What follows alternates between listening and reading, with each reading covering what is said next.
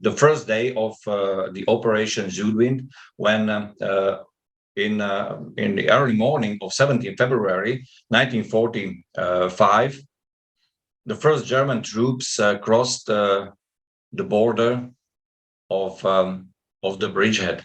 The German plan was to split, to cut this bridgehead in two parts and destroy them separately.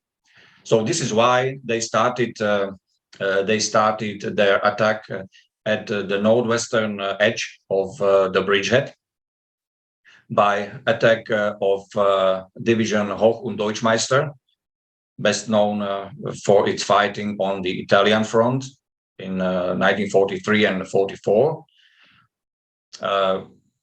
This division had also as a subordinate unit the heavy tank battalion Feldherrnhalle, which was leading this attack on village Svodin, as you can see. Later in the morning, Division Leibstandarte joined this attack and proceeded to a stream called Paris. We can see it right here. This was the only river that was cutting through the bridgehead. This assault was very strong and very aggressive, and at the end of the day, Leibstandarte division managed to cross this stream. At the same time, another units joined the attack. It was 208th Tank Battalion, Independent Tank Battalion, and 211th Volksgrenadier Division. This attack wasn't so successful because it encountered the tanks of Soviet 36 Guards Tank Brigade, which stopped this attack. These are most probably vehicles of Leibstandarte division attacking towards village Svodin. We can see several Panzer IV tanks, some Panthers behind, and several kinds of armored half-tracks, SDK FZ 251 in version 9, the one in the front with 75 millimeters howitzer.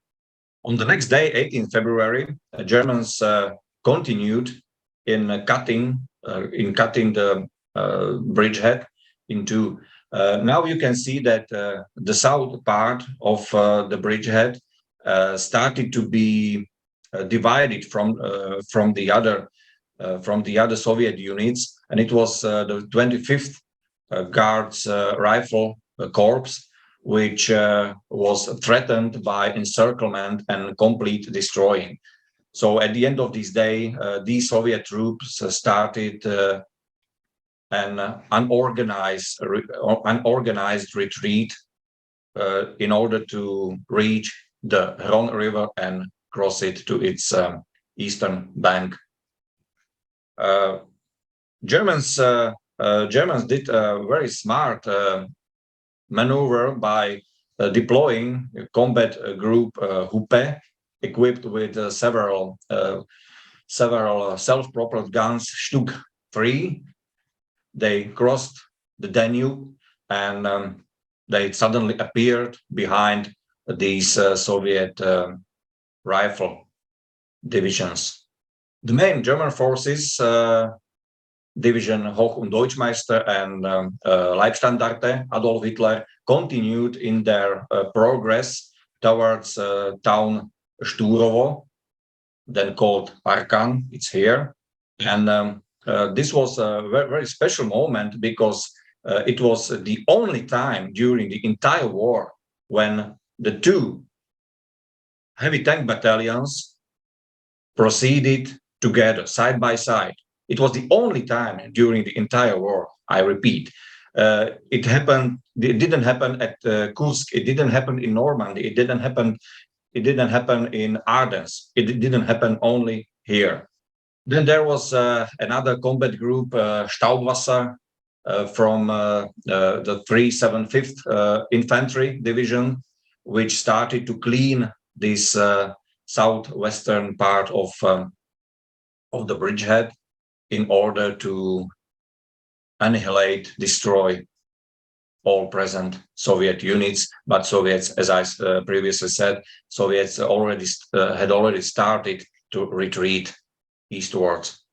The 19th February was quite a decisive date for this operation. Divisions Hochdeutschmeister and Hitlerjugend completed the cleaning of the southern part of the bridgehead, while Division Leibstandarte sieged town Sturovo and reached the bank of the Danube. So this was the first part of German battle plan completed, and in the later days, all the other combats had been taking place in the northern part of former bridgehead.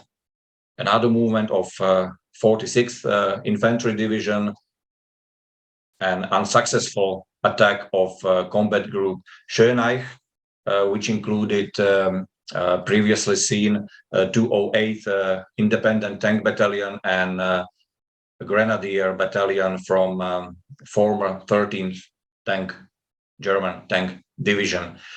These troops again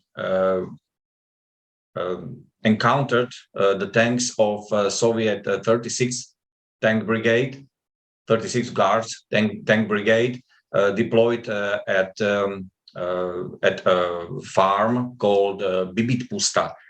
This farm became an essential point for Soviet defense of the bridgehead, because Soviets managed to defend it successfully for several days with using only three tanks and several anti-tank guns, and they were able to stop several German attacks on this farm.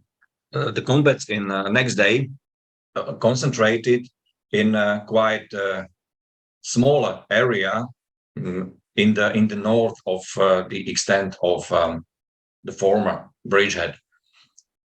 Here we can see villages Bruty, Bíňa, and Kamenín, and two small farms, Bibit and Kamenínska Pustatina, which were ideal for Soviet defense.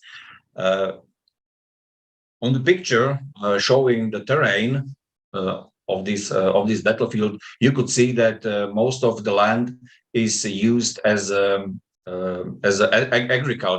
agricultural soil. So there were just open fields and very few trees. So the only place where Soviets could have deployed their tanks to mask them among the buildings were these farms, which were situated in the middle of the fields. So this was the only way how Soviets could not to stop, but just to slow the German progress. So Division Leibstandarte tried to take another village, Kamenný Most, on the south, with helping of the 46th Infantry Division. And here you can see another unsuccessful attempt of Division Hochdeutschmeister together with the Heavy Tank Battalion Feldherrnhalle on Bibitpusta. Now I have to say a few words about these three Soviet tanks. It was an incomplete tank platoon commanded by Second Lieutenant Ivan Deputatov, and 9 of these tankers of these 3 tank crews were later awarded by Golden Medal of the Hero of the Soviet Union, which was the highest Soviet military award.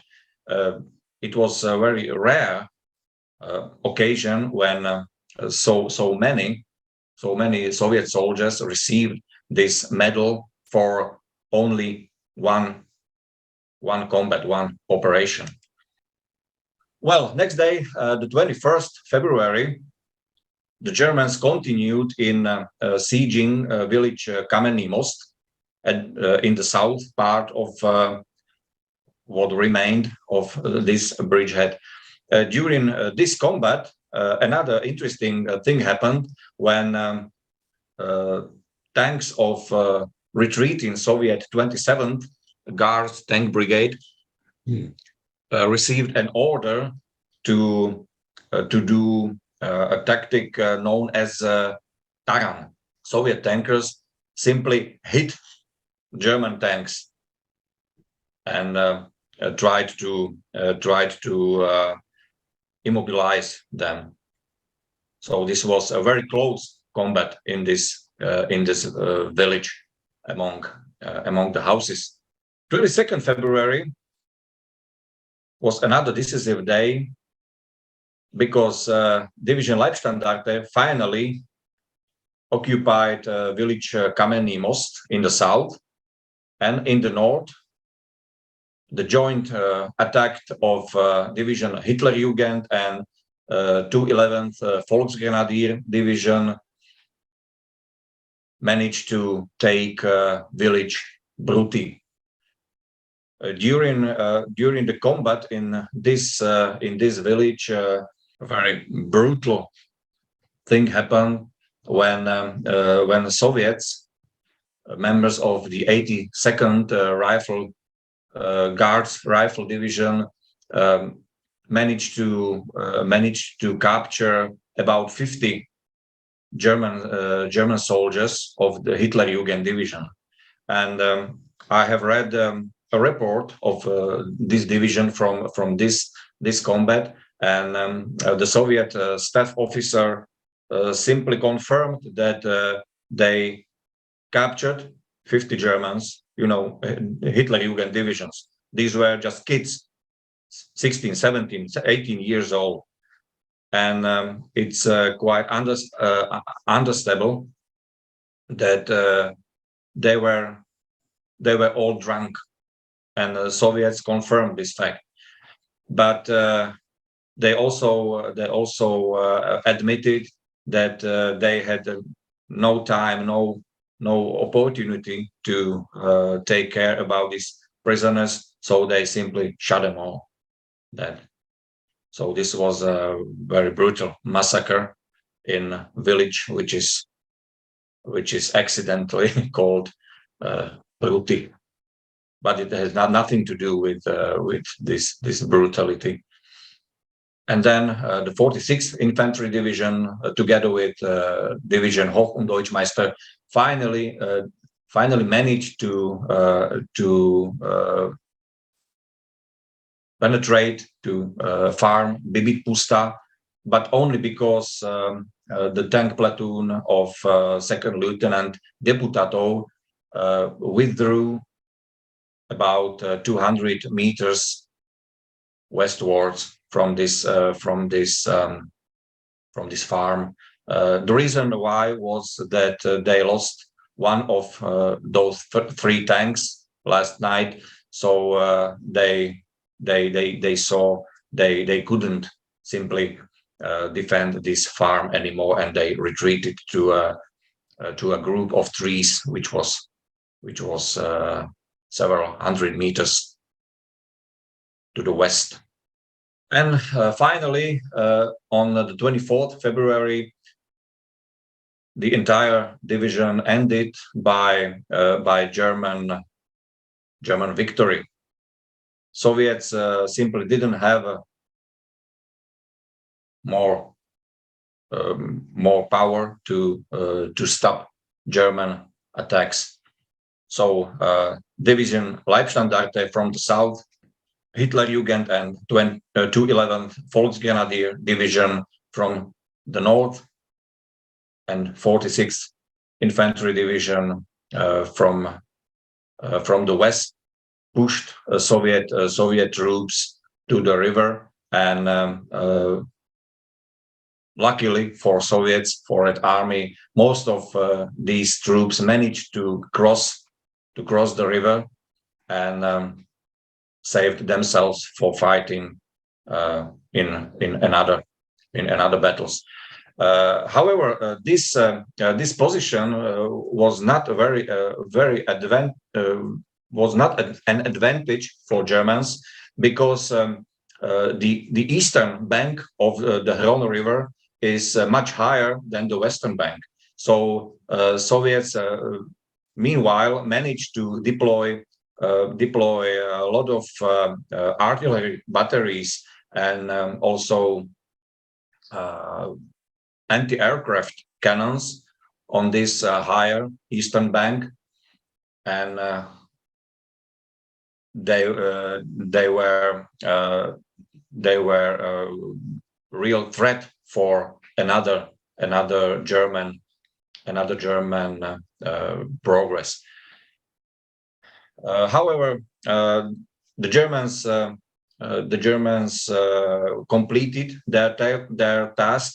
They completely destroyed this Soviet bridgehead, but it was a tactical victory. From the strategical point of view, it was not so good for the Germans. The main mistake the Germans did was deploying the SS divisions. These two SS divisions, Leibstandarte and Hitlerjugend, were parts of the 6th SS tank army, the one that was previously deployed in the west in Ardennes offensive, and Germans wanted to keep their transport to the east in secret. But by deploying these two divisions, Soviets noticed their presence on the Eastern Front, and later these informations helped Soviets to resist another German attack in the operation called Frühlingserwachen, which had taken place more to the south in the territory of Western Hungary, along the lake Balaton at the beginning of March. Well, now just a few words about what remains from these combats